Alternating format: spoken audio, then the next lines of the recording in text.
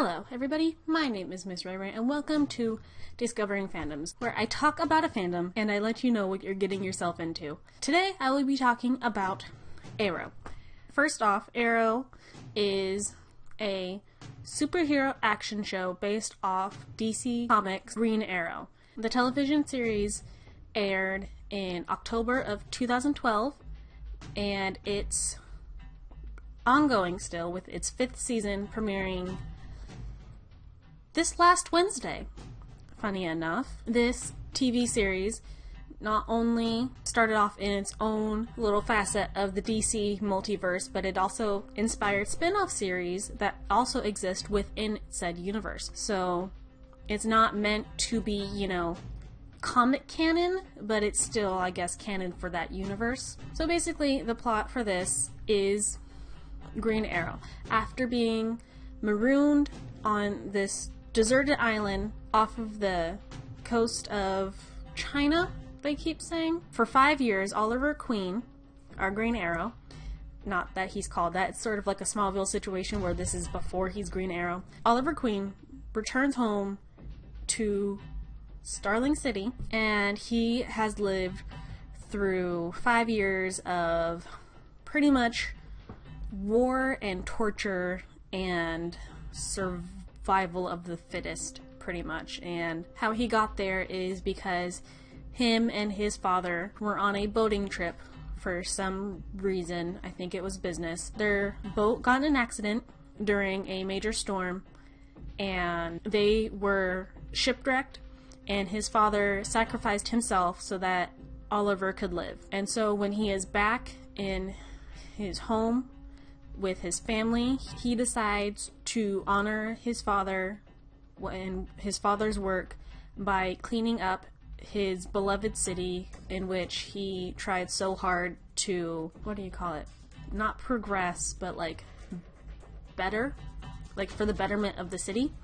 And so, using what he learned on the island for survival, he takes up the mantle of the Hood and rights wrongs that the city really can't do anything about. Pretty much think Batman, screen Batman right now, but with an actual sense of humor. Oliver himself, before the island, he was very, let's go with frat boyish. He was the son of a billionaire.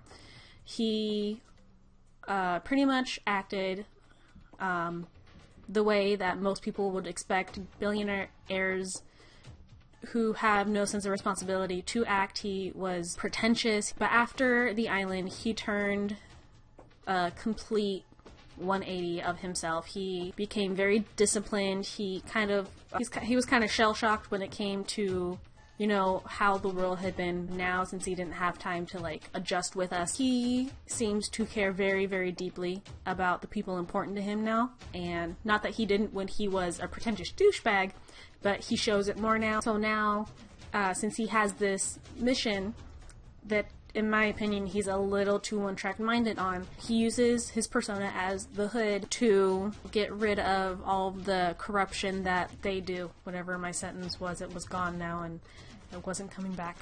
When he plays the Oliver that he wants others to see, he's still trying to be that, billionaire playboy sort of thing, but he's not afraid to kind of let I don't think it's much of a show with the character as well, but it's kind of where he suffers slightly from PTSD, considering that he was tortured on the island and he has the scars to prove it. So he kind of lets himself show a little bit through Oliver, but he is no longer Oliver. That, to me, that is the part that he plays, and the Hood is actually the character. In the show, he has John Diggle, which is Oliver's bodyguard, but the Hood's confidant.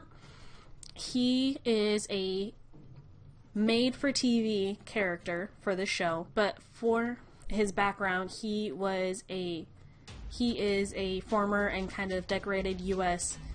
Special Forces sergeant, so he is able to understand Oliver's kind of hard and militarist-like persona and wanting to do what he feels he has to do in order to better the city. but also not being in as torturous position as Oliver was. At least that's from what the show is saying. He's able to kind of have Oliver confide in him, show him that he doesn't need to be this harsh of the people that he cares about. He kind of sets him straight a bit. He's sort of, I don't know, his voice of reason.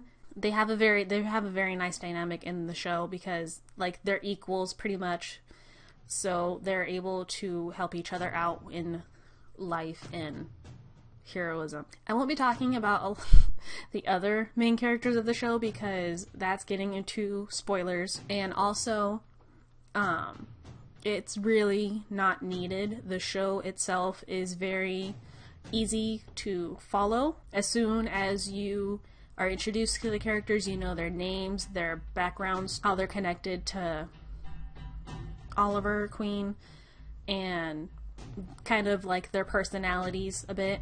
I don't know, the way they did it in the show, I'm thankful because I don't read the comics even though I'm a fan of the superhero itself. So it was easy for me to follow who these people were and how they are important to the show and to this main character.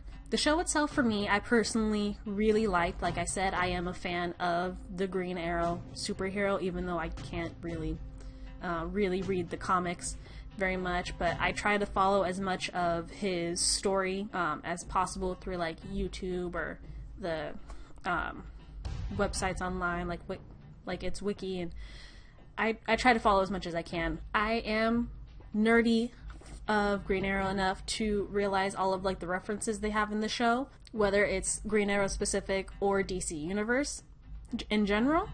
So I really enjoy all those little caches they put in there. If you're not really comic knowledge based before going to this show, it's still, like I said, it's easy to follow.